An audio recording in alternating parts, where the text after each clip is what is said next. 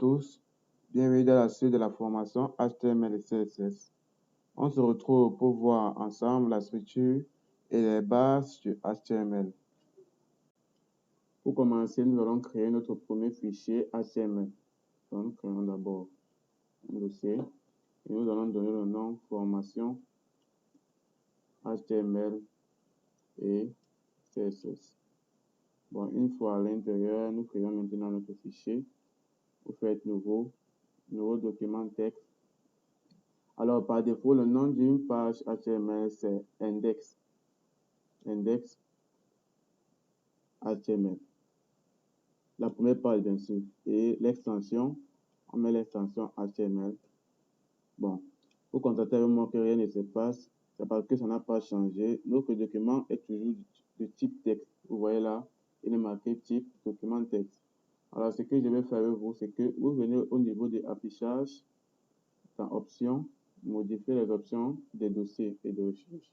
Vous cliquez là, vous revenez dans affichage et on va ici à ce niveau-ci, vous voyez masquer les extensions des fichiers. Donc vous allez décocher cette case ici et vous allez appliquer.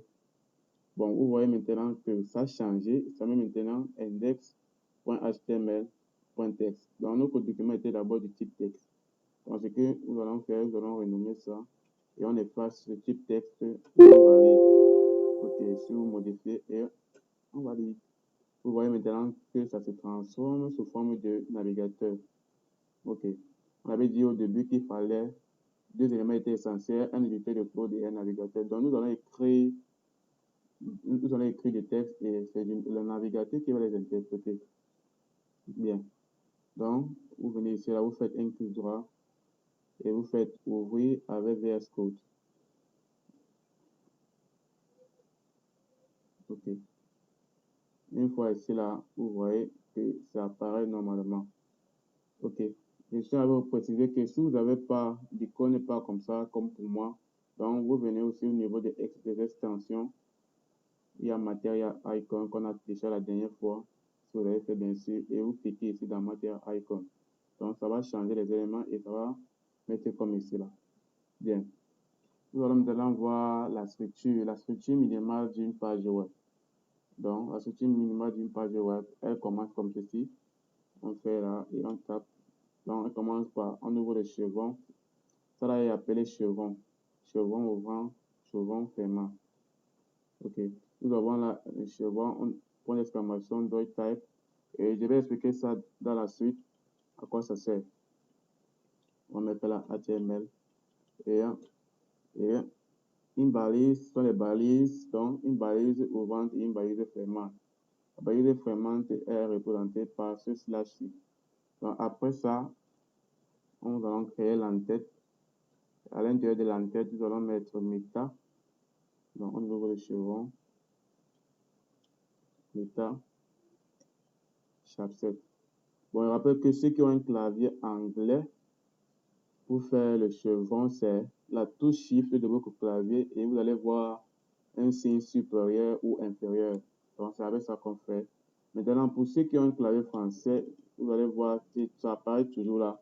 Donc, soyez sûr que votre clavier est bien configuré pour pouvoir bien utiliser ça. Donc, nous allons mettre ici là, ITF, on va mettre 8 et on va venir fermer ici là. Maintenant, nous allons mettre le titre. Nous allons mettre titre du document. Bien.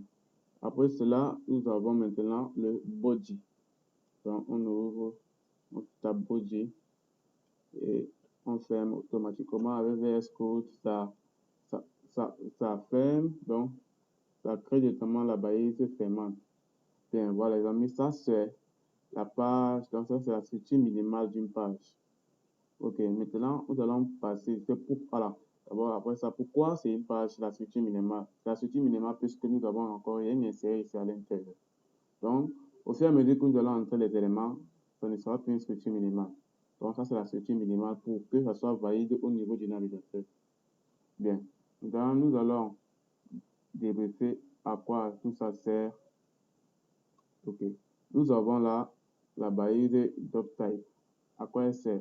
Le doctype, au début de la création du HTML, dans les années 1991-1992, il était utilisé pour faire référence à des éléments des règles qu'on pouvait utiliser pour dire qu'un document était du type HTML. Donc, quand on mettait ça, c'était pour dire que c'était du type HTML valide.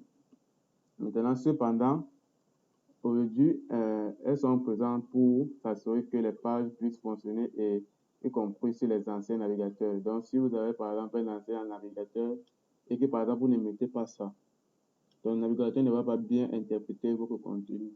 Donc, ça, c'est à quoi ça sert. Voilà, maintenant, nous avons la HTML. Donc, ça s'ouvre là et ça se ferme là. Donc, ça, c'est la syntaxe. Pour commencer à écrire, donc, on nous demande toujours mettre ça pour dire que c'est du HTML qu'on écrit. Donc, ça, c'est pour les nouveaux navigateurs. OK. Après cela, nous avons le head, qui veut dire l'entête. Donc, tout ce qui contient l'entête, le titre, les méta. Donc, ici, ça se place au niveau de l'entête. Maintenant, nous allons passer au méta chapset. Cet élément définit le jeu de caractères qui devra être utilisé pour le document. Donc, il existe plusieurs. Maintenant, il regroupe un ensemble de caractères contenus utilisés dans différentes langues humaines. Donc, généralement, le ITF8 permet de gérer n'importe quel texte que vous pourriez utiliser sur la page. Donc, après cela, j'ai expliqué ici la title, c'est le titre du document. Tout à l'heure, je vais vous montrer où ça apparaît. Bien. Après là, nous avons maintenant le body. Le body, c'est là où nous entrons tous nos éléments. Tous nos éléments. OK. Une chose encore que vous devez installer comme extension, vous avez oublié. Donc, vous venez ici, vous allez taper Live Server. OK. Live Server. Donc, vous allez télécharger cette extension-ci. Donc, elle sera beaucoup utile. Donc, vous cliquez là sur Installer Live Server. L'installation terminée. Vérifiez que de votre côté, nous avons bien la même icône. Donc, rassurez-vous que c'est cette icône que vous avez téléchargée. Et maintenant, si vous remarquez bien, vous allez voir à ce niveau ci l'apparition d'un nouveau onglet Go Live. Donc, nous allons cliquer sur ça pour lancer notre première page web. Donc, patiente. Bien. Puisque nous n'avons encore rien écrit, notre page, évidemment, doit être vide. Et vous remarquez ici là le titre de notre document que nous avons mis au niveau de la balise title.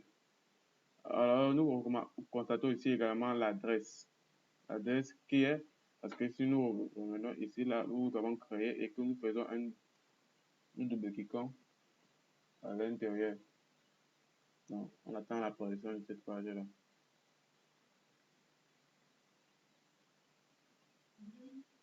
OK. Contrairement, voici ce que Go Live Server a affiché et voici ce que nous venons d'ouvrir. Donc, on attend que ici là, ça met exactement le chemin où ça se trouve.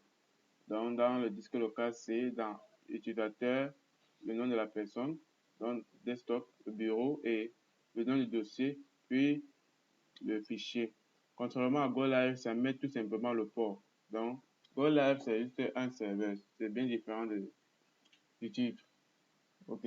Donc, ça veut dire qu'à ce niveau-ci, si nous, pardon, nous allons faire le test, nous revenons ici et que nous mettons là, par exemple, on change le titre, on met là la page et que nous revenons. Bien. On a dit que, bon, il faut enregistrer d'abord, j'oublie toujours. Faites CTRL S. Bon, si vous ne voulez pas continuer à appuyer CTRL S, vous venez ici à ce niveau-ci. Dans File, sur vous, si c'est en français, ça sera fichier. Et vous venez ici là, Auto Save. Donc, au fur et à mesure que vous allez faire les modifications, ça va enregistrer automatiquement.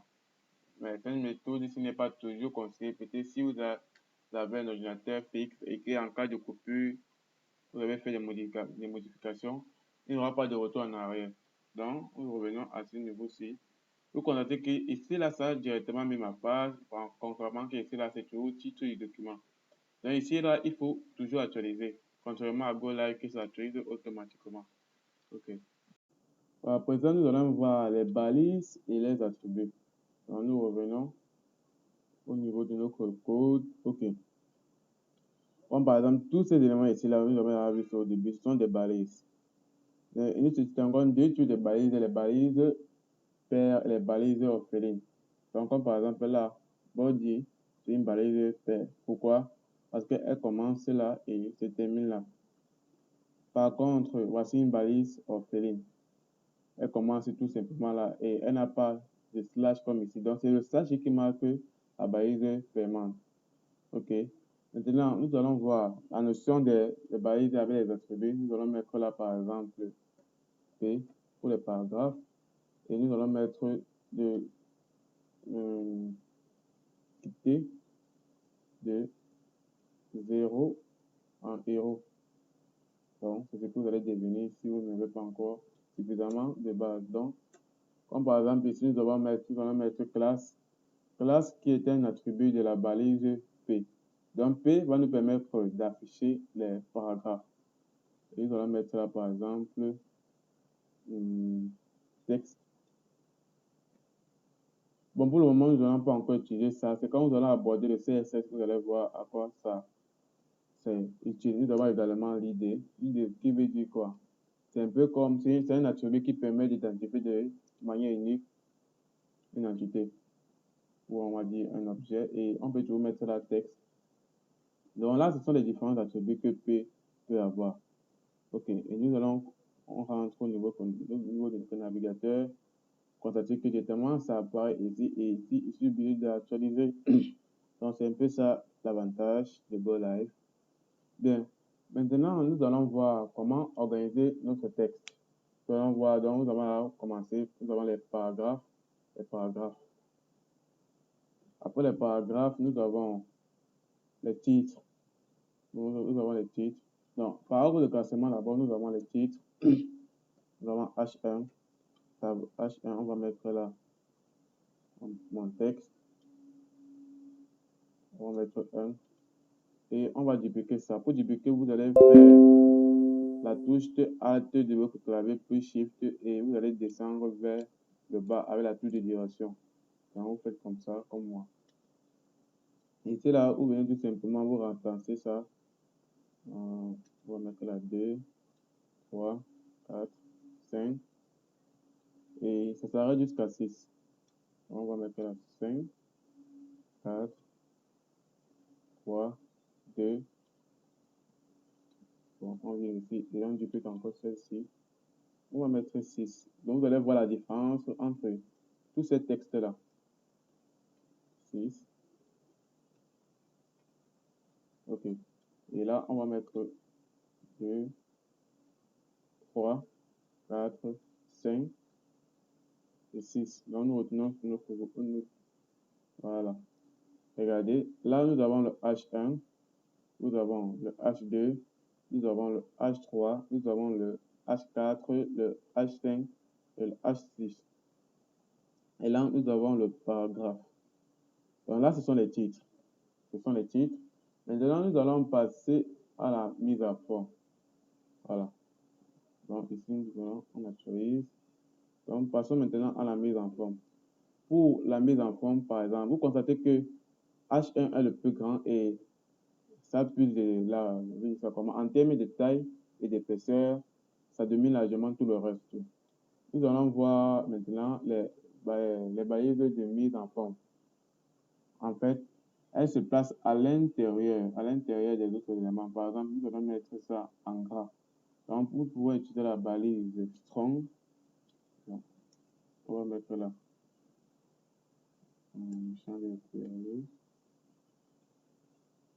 Voilà. On va mettre la strong, comme c'est indiqué ici. Voilà. Et ici, on va mettre 0. De 0 en héros. Vous allez constater ce qui va se passer. Nous revenons à ce niveau-ci. Vous constatez maintenant que ça met le texte en gras. Donc, ici, on actualise. Nous avons également strong. On peut mettre directement B. On va utiliser la minuscule. On met B. Donc, à défaut d'utiliser strong, vous pouvez mettre B. C'est la même chose. Vous avez du bold. Donc, si on revient là, bon, on n'a pas besoin d'utiliser. Vous constatez que ça n'a pas changé du tout. Donc, d'utiliser strong, vous pouvez utiliser B. Nous avons également la balise I qui permet de mettre en italique. Vous voyez, constatez comment ça a mis 0 en italique. Bien, maintenant, là, c'était balise paire, c'est-à-dire qu'elle commence là, elle se termine là. Voilà. Maintenant, quelques exemples de balises orphelines. Nous avons par exemple, bon, j'ai à parler, nous avons ça, qui est une balise orpheline, puisqu'elle commence et ne se termine pas. On va dire balise orpheline ou balise auto-fermant. Nous avons par exemple les inputs. Les inputs, elles commencent là et se terminent tout simplement là. Il n'y a pas de slash, quel que soit. Donc, ça s'arrête là. Nous avons les images, pareil. Donc, c'est des notions que nous allons voir plus tard. Maintenant, passons aux listes. Nous allons passer aux listes. Ça là, ça ne fait pas encore l'objet de notre cours pour le moment. Nous allons les voir dans les formulaires, surtout cette partie-ci. Dans les images, nous allons voir ça tout à l'heure. Bon, on passe on va passer aux listes. Bon, pour faire apparaître les listes, nous avons les listes, nous distinguons les listes ordonnées et les listes non ordonnées. Pour faire apparaître les listes ordonnées avec la balise UL et une balise paire, puisqu'elle commence là et se termine là. Et à l'intérieur, nous allons mettre ces éléments avec les I, parce que pas dans les I, les L et I, pardon. Donc, on va mettre là, par exemple, lundi, et ainsi de suite jusqu'à dimanche.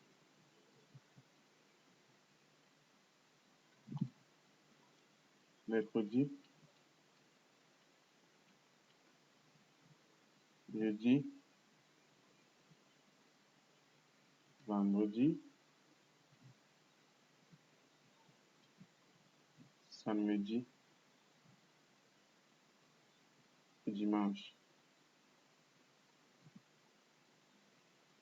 Bien, voilà le résultat. Voilà. Donc, si par exemple vous avez, on dit ça comment, un peu un rapport à écrire, voilà de cette façon que vous pouvez, si vous avez des éléments à citer, on va mettre là par exemple que 7 jours de la semaine. Bon, on va mettre là. On va déclarer une balise et puis on va mettre les 7 jours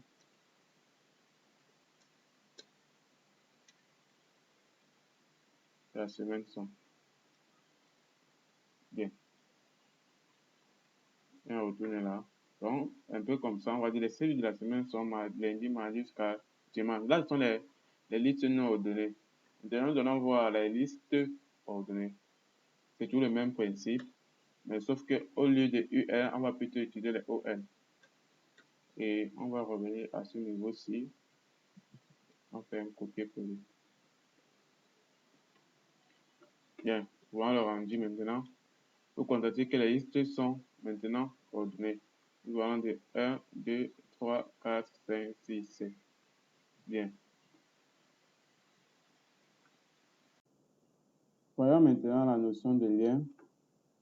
Donc, nous allons voir comment créer des liens, c'est-à-dire un lien vers une page, vers une autre page, un lien vers un site extérieur. OK. Donc, pour insérer les liens, c'est grâce à la balise A. Donc, avec l'attribut href, nous allons mettre le chemin et ici, nous allons mettre tout simplement le nom de notre page. Donc, je vais mettre la page 2. Bon, puisque nous n'avons pas encore créé de page 2, venez ici. On va mettre la page 2. On va faire .html et on va valider. Donc, on vient à ce niveau-ci, on met page, directement, ça complète. Retournons au niveau de notre navigateur. Donc, on clique là, ça nous renvoie vers la page 2. Elle est vieille parce que nous n'avons rien mis à l'intérieur. Point d'exclamation entrée. La structure minimale. On va faire la FR. Faut dire que c'est en français. On va mettre page 2. OK. Et on va mettre là un titre avec H2. Bon, pas ce titre-là, pas ce titre-ci. OK. On va mettre là un bienvenue. C'est la page 2. OK. Et après, on va faire toujours un autre lien. On va faire index.html. Voilà, on va voir ce qui se passe. Donc, on actualise. Le lien n'apparaît pas. C'est bien ça, non? Index.html. Bon, c'est bon. Pourquoi ça n'affiche pas? Bon, ça n'affiche pas parce que nous n'avons pas mis de nom. Donc, on va mettre là, page d'accueil. Le lien est là, mais tant qu'il n'y a pas de nom, ça n'affiche pas. On va mettre page d'accueil. OK. Donc, si on clique là, ça nous renvoie. C'est comme ça que fonctionne le lien. Maintenant, nous allons voir un lien vers un site extérieur, comme par exemple Facebook. Donc, nous retenons là, on va faire. Maintenant, nous allons voir la notion de commentaire. Pour faire les commentaires, soit vous appuyez CTRL/ de votre clavier, donc CTRL plus slash, ça fait apparaître les commentaires. Donc, vous pouvez également taper ça manuellement en faisant vous ouvrez le chevron, un point d'exclamation, vous faites tirer, automatiquement VS Code va vous compléter cela. Donc, les commentaires sont un peu comme des mémos. Donc, ça nous permet d'enregistrer la position à laquelle nous nous trouvons. Comme par exemple, là, on peut mettre là fin du premier lien. Et les commentaires ne sont pas interprétés par le navigateur. Fin du premier lien. OK. Également, les commentaires permettent de, par exemple, on va mettre là, mettre ça en commentaire et ça ne va pas afficher. Donc ça, c'est aussi ça le rôle des commentaires, masquer les éléments. Masquer les éléments. Donc on va revenir là, on va décommenter ça. Maintenant, on va faire notre commentaire. Lien vers une page extérieure.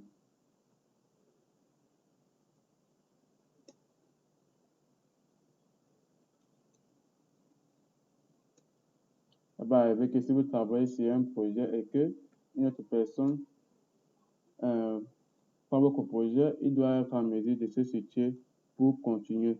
Donc c'est à ça aussi c'est que les commentaires. On va mettre lien vers une page extérieure. On va toujours utiliser la balise A. Donc on va faire là un HTTPS et on va faire un www.facebook.com. Et on va mettre la connexion chez Facebook.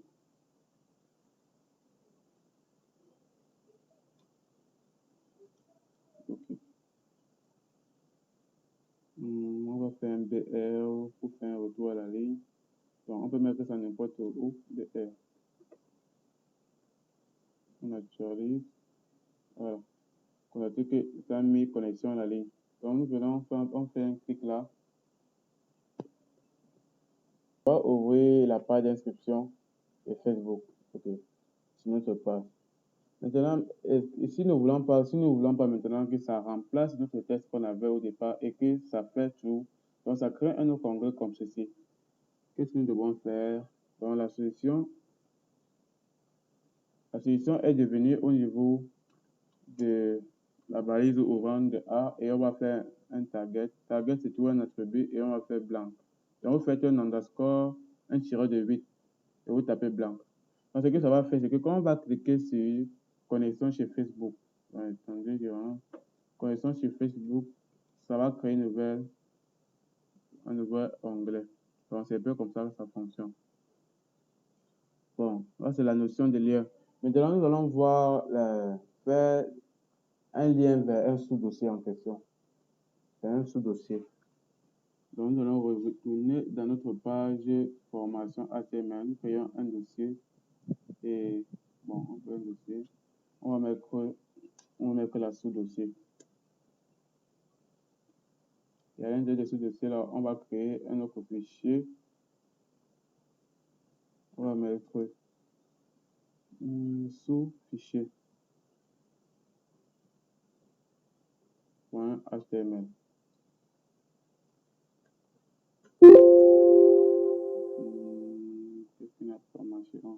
actualiser. Voilà. OK. On va retourner ici. Ce qu'on va faire, on va commenter ça. On va maintenant faire un lien vers un sous-dossier. OK. On va faire un A. Maintenant, on va entrer, pour voir déjà les dossiers qui sont à l'intérieur, vous tapez le slash et on va montrer tous les éléments. Après cela, et on entre à l'intérieur. Donc, c'est un peu ça le principe. Donc, on revient sur notre page.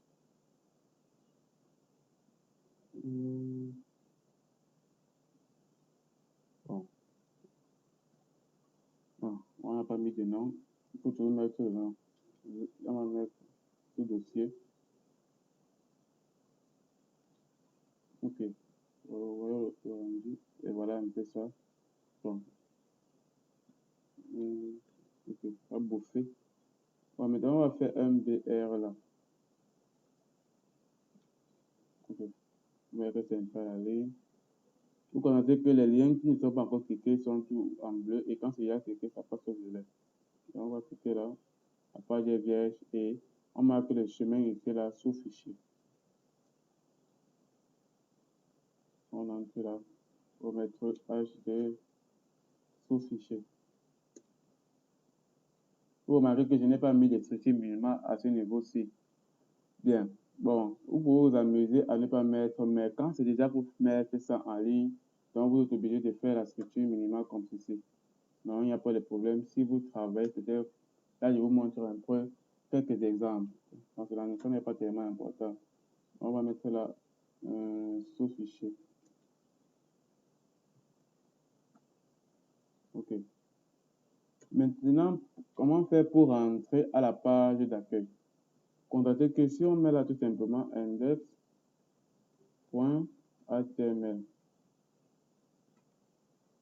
on met à la page d'accueil, rien ne va se passer. Non. On fait un saut. On actualise. OK. Voyons voir.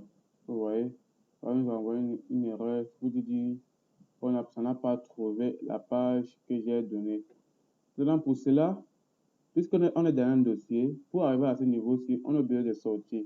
Maintenant, pour sortir, c'est grâce au point. Donc, on fait double point, ça sort du dossier. Ça sort du dossier. Bon, ça sort du sous-dossier en question. Voilà. Pour dire que quand il met directement deux points, ça veut pas. Voilà ce que ça affiche. Non. Actualise. Et bien, ça nous retourne dans notre page d'accueil. Donc, voilà un peu comment fonctionnent les liens, les gars. Donc, dans la prochaine vidéo, nous allons voir la notion d'image, la notion d'audio, comment faire apparaître les audios, l'audio image. Donc, je vous remercie, les gars, pour votre attention. Si ça vous a plu, n'hésitez pas à vous abonner, de partager et de liker. Merci, les gars. Et on se retrouve pour la prochaine vidéo.